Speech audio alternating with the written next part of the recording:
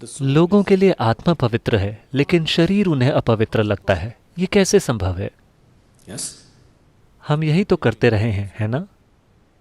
ये कहना कि ईश्वर तो पवित्र है लेकिन सृष्टि अपवित्र है, ये कैसे संभव है? ईश्वर का विचार ही आपके मन में इसलिए आया क्योंकि आपने सृष्टि को देखा, है ना?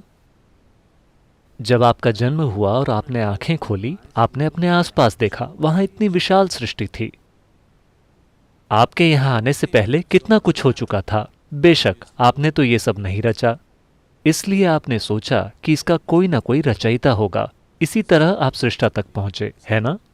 जिस पल आपने सोचा कि इसका कोई सृष्टा होगा, चूंकि आप एक इंसान हैं, इसलिए आपने सोचा कि वो एक बहुत बड़ा इंसान होगा। मेरे जैसा छोटा आदमी तो ये सब नहीं कर सकता। निश्चित रूप से वो एक बहुत बड़ा इंसान होगा। सिर्फ 2 हाथों से वो इतनी रचना कैसे कर सकता है? निश्चित रूप से उसके 8 हाथ होंगे। Isn't it? Isn't it so? अगर आप एक भैंसा होते तो आप सच में ये सोचते कि भगवान एक बहुत बड़ा भैंसा होगा। Isn't it so? Yes or no? आप जाकर किसी भैंसे से पूछकर देखिए, वो आपसे यही कहेगा कि भगवान एक बहुत बड़ा भैंसा है, शायद 4 सींग वाला। You know Idi Amin? आपने ईदी अमीन के बारे में सुना है? युगांडा वाला। ईदी अमीन ने ऐलान किया कि भगवान काले हैं। मैं उससे सहमत हूं। अगर गोरों के भगवान गोरे हो सकते हैं तो कालों के भगवान काले क्यों नहीं हो सकते?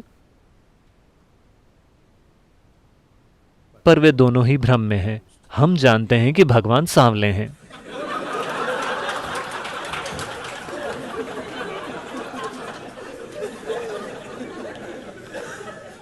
क्योंकि वे खुद हमारे पास आए थे।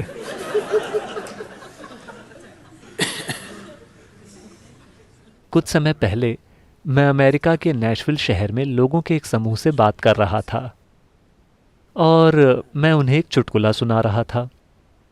उस चुटकुले में मैंने भगवान को एक पुरुष की तरह संबोधित किया। तुरंत ही कुछ महिलाएं खड़ी हो गईं। क्या आप भगवान को पुरुष मानते हैं? मैं समझ गया कि बात कहां जा रही है। मैंने कहा, मैं केवल आपको एक चुटकुला सुना रहा हूं। नहीं, आपने पुरुष का संबोधन किया। क्या आप भगवान को पुरुष मानते हैं? वे चुटकुलों को बहुत गंभीरता से लेते हैं। अब औरतें बहस कर रही हैं कि भगवान एक औरत भी हो सकते हैं।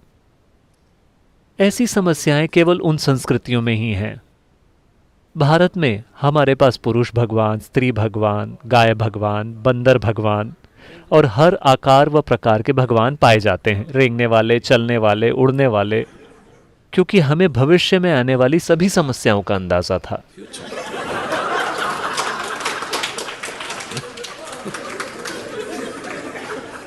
देखिए, इस ग्रह पर जब पुरुष सबसे शक्तिशाली बल था तो स्वाभाविक रूप से पुरुष ही भगवान था।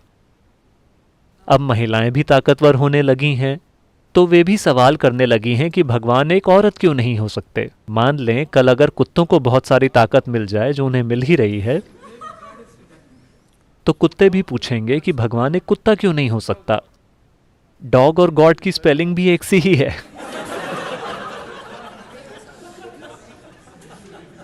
आपकी तुलना में वो ज्यादा करीब लगते हैं, है ना? भगवान के बारे में जो आपका विचार है वो केवल खुद का ही एक बढ़ा चढ़ाकर बनाया गया संस्करण है ना? भगवान के बारे में आपकी सोच केवल खुद को बढ़ा चढ़ाकर बनाई गई है। देखिए, अभी तक आप अपने आप को ही परिभाषित नहीं कर सके हैं, है ना? आप अपनी जो भी परिभाषा देंगे वो सही नहीं होगी। किसी भी प्रकार की परिभाषा काफी नहीं है पूरी तरह से इस जीव का वर्णन करने के लिए। जब सृष्टि का ये छोटा सा टुकड़ा ऐसा है तो सृष्टि के स्रोत को आप कैसे परिभाषित कर सकते हैं? आप इसे न तो परिभाषित कर सकते हैं, ना ही इसे समझ सकते हैं। आप केवल इसमें विलीन हो सकते हैं। आप इसका अनुभव कर सकते हैं। आप इसे कभी जान नहीं सकते। आप इसे ज्ञान नहीं बना सकते। whatever you know, आपको ईश्वर के बारे में जो भी ज्ञान है वो पूरी तरह बकवास है, सांस्कृतिक बकवास। जिस भी तरह की संस्कृति में आप हैं, आपका ईश्वर भी उसी तरह का होता है ना? इसका केवल अनुभव किया जा सकता है। अनुभव का अर्थ ये नहीं है कि आप इसे खा सकते हैं या आप इसे समझ सकते हैं, नहीं, आप बस इसमें विलीन होकर ही इसे अनुभव कर सकते हैं और कोई तरीका नहीं है। इसलिए हम केवल विलीन होने के उपाय तलाश रहे हैं ताकि हम उसे अनुभव कर सकें जो हमसे कहीं ज्यादा विशाल है। ourselves.